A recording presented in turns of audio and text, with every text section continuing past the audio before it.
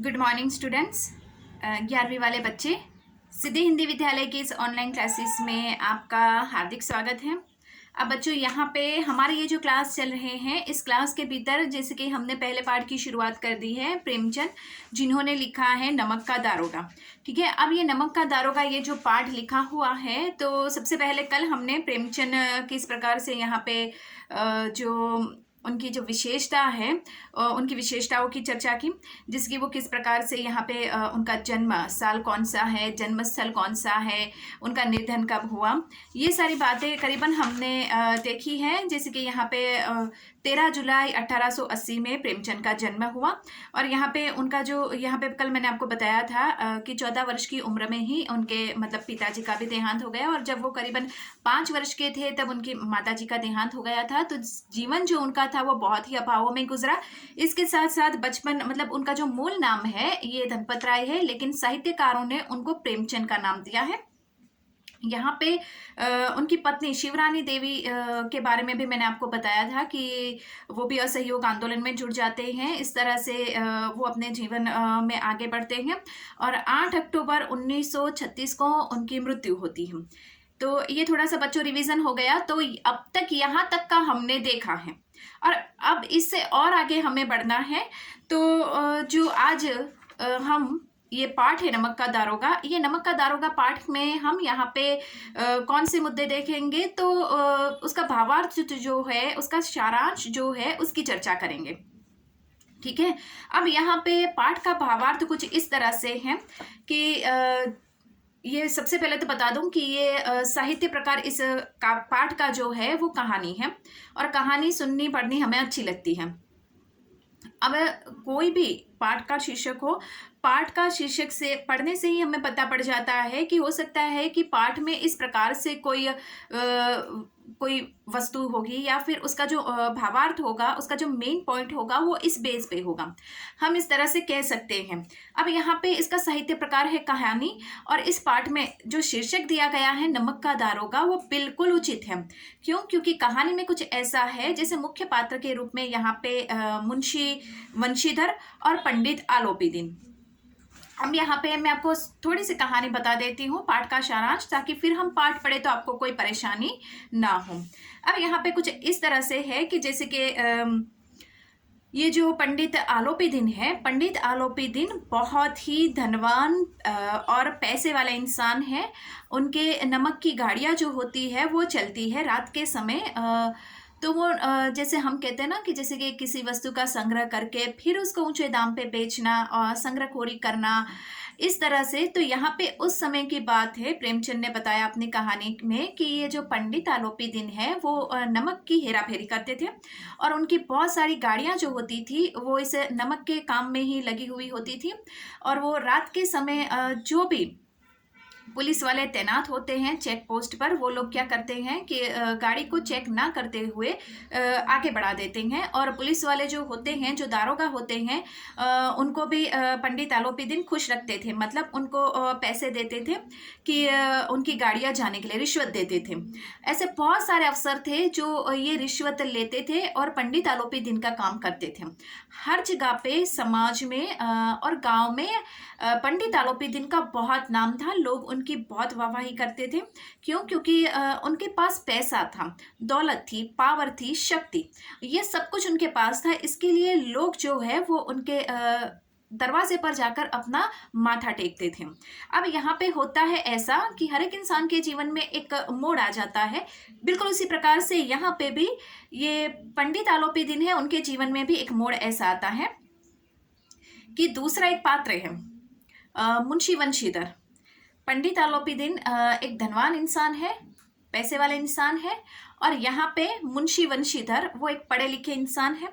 उनके जीवन में बहुत उनको जैसे कि दारोगा के पद के लिए उनको बहुत कुछ यहाँ पे झेलना पड़ता है। बहुत मुसीबत कठिनाइयों का सामना करने के बाद यहाँ पे मुंशी वंशीधर जो है उनको ये दारोगा यानी कि वो पुलिस में आते हैं। अब वो जब दारोगा बनते हैं तो उसके काम से वो बहुत ही ईमानदार और नेकदिल इंसान हैं, और उनके काम से उनके बहुत सारे अफसर भी खुश होते हैं। अब होता है ऐसा कि जो मुंशी वंशीधर है उनके घर पे उनके पिताजी हैं, उनके पिताजी भी मुंशी थे, तो वो मुंशी का काम करते थे, हिसाब लिखने का। तो पूरी जिंदगी उसमें ही उन्होंने निकाल दी।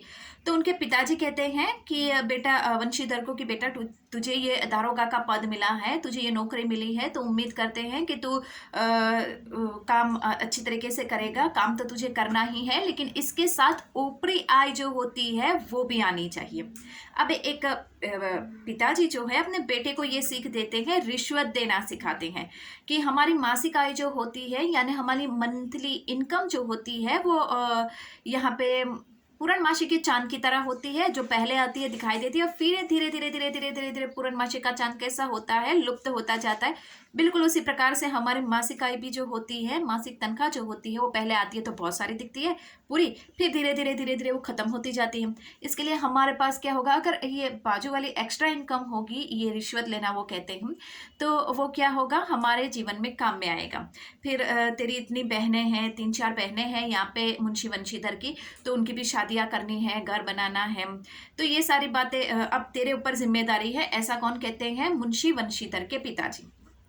अब यहाँ पे मुंशी वंशीधर वो एक कहते हैं ना कि मतलब ईमानदार इंसान है, तो पिताजी की सारी बात तो वो सुनते हैं, लेकिन काम तो उनको खुद को करना है, तो उसी प्रकार से काम करते हैं जिस प्रकार से उनको अच्छा लगता है।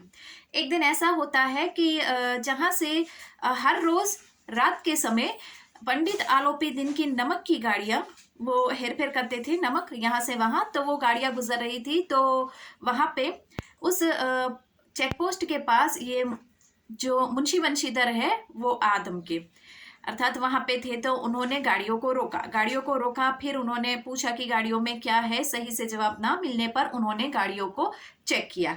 गाड़ियों को चेक करने के साथ पता पड़ा कि उसमें नमक की हेराफेरी हो रही है, तो उन्होंने क्या किया, गाड़ियों को रोक लिया, मतलब अपने हिस्से में ले लिया और मना कर दिया कि ये गाड़ियां यहाँ से आगे नहीं बढ़ेगी। अब वहां पे जो इंसान है वो पंडित आलोपी दिन को ये खबर देता है कि कोई दारोगा है जिसने हमारी गाड़ियों को रोका है।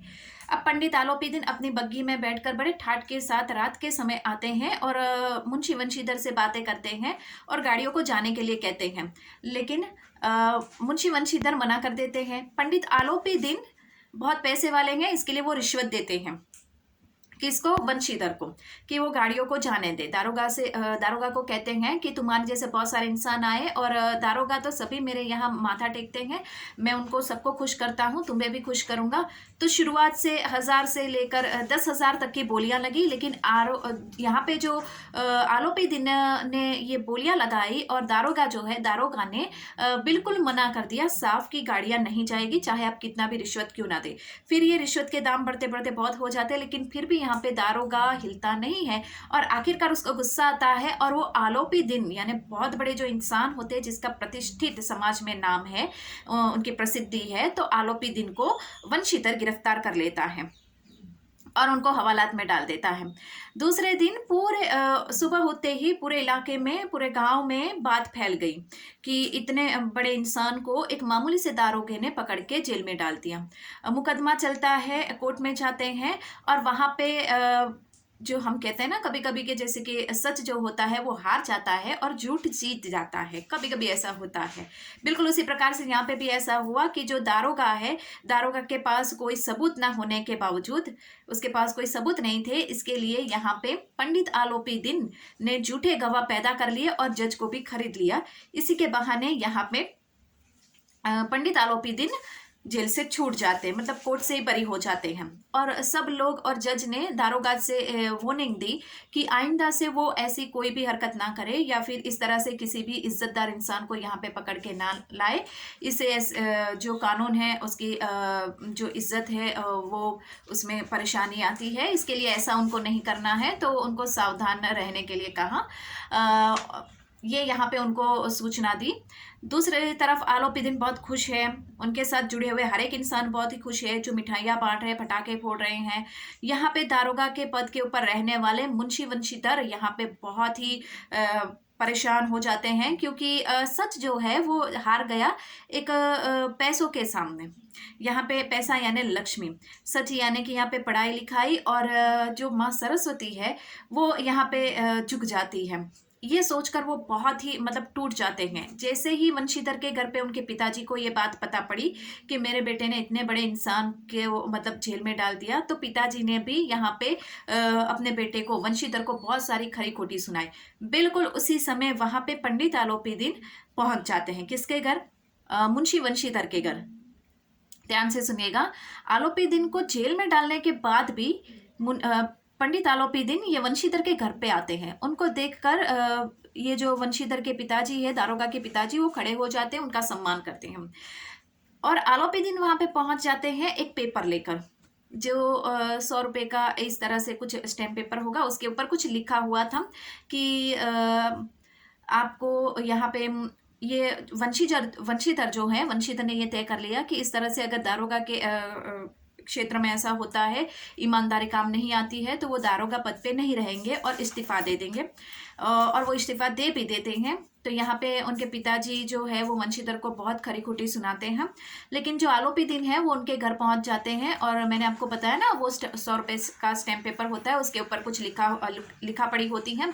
उसमें ये लिखा होता है कि उनको अपने काम के, उन्होंने कभी ऐसे इंसान, इतने ईमानदार इंसान को नहीं देखा। तो दारोगा की ईमानदारी यहाँ पे आलोपीदीन के मन को छू जाती है। और आलोपीदीन ने ये पेपर में लिखवाया था कि अपने काम काज के लिए उनको एक ऐसे ही ईमानदार इंसान की ज़रूरत है जो उनके सारा काम संभाले। ऐसे ही उनको अपने मैनेजर, काम काज के मैनेजर के रूप में उनको अपना पद देना चाहते थे। तो इसके लिए उन्होंने तनख्वाह से लेकर, घर से लेकर, उनकी सारी चीज़ें उसमें तय कर दी थी, और बस उसके ऊपर वो साइन लेने के लिए आते हैं। किसके? आलोपीदीन के। तो बच्चों यहाँ पे ये कहानी ख़त्म हो जाती है। और आलोपीदीन जो होते हैं उनको भी मतलब आलोपीदीन को एक ईमानदार इंसान चाहिए था, जो इतने सालों से खोज पड़ताल करने के बाद उनको मिला। और यहाँ पे जो वंशीधर है, वंशीधर अपनी ईमानदारी के कारण यहाँ पे उनकी जीत होती है।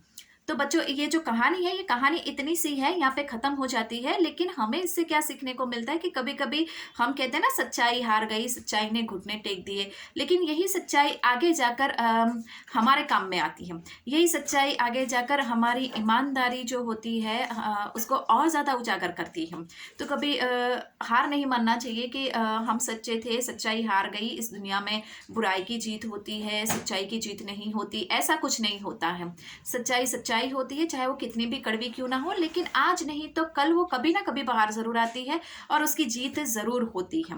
और यहाँ पे आलोपीदीन का जो पात्र है, उनको ऐसा ही कोई ईमानदार इंसान चाहिए था जो इतने सालों के बाद मिला, और उनको आखिरकार मिला तो सही। और पंडित यहाँ पे जो वंशीधर है, मुंशी वंशीधर है, वंशीधर हार जाते हैं। उनको ऐसा लगता है कि पैसों के आगे मेरा सत्य झुक गया, लेकिन फिर भी उनकी ईमानदारी ने उनको वहां पे पहुंचा दिया जहां पे उन्होंने सोचा भी नहीं था। दारोगा के पद से भी ऊपर का ये पद था कि आलोपीदीन के यहाँ उनके सारा कामकाज संभालने के लिए उनको एक नौकरी यहाँ पे आलोपीदीन ने वंशीधर को दी। तो यहाँ पे ईमानदारी इस तरह से उनको काम में आती है। तो बच्चों ये कहानी यहाँ पे इतनी सी है। आगे से हम नेक्स्ट वाले वीडियो में, कल से हम ये पाठ की शुरुआत करेंगे। उम्मीद करती हूँ कि आपके पास भी किताब होगी। जैसे ही लेसन खत्म होगा, आपको कुछ एक प्रश्नों की चर्चा हम करेंगे, पूरे स्वाध्याय अभ्यास की चर्चा करेंगे। तो मैं उम्मीद करती हूँ कि आप एक कॉपी बना के रखेंगे, जिसमें ये सारी बातें अर्थात क्वेश्चन आंसर जो मैं आपको लिखने के लिए कहती हूँ वो आप लिखोगे। Thank you.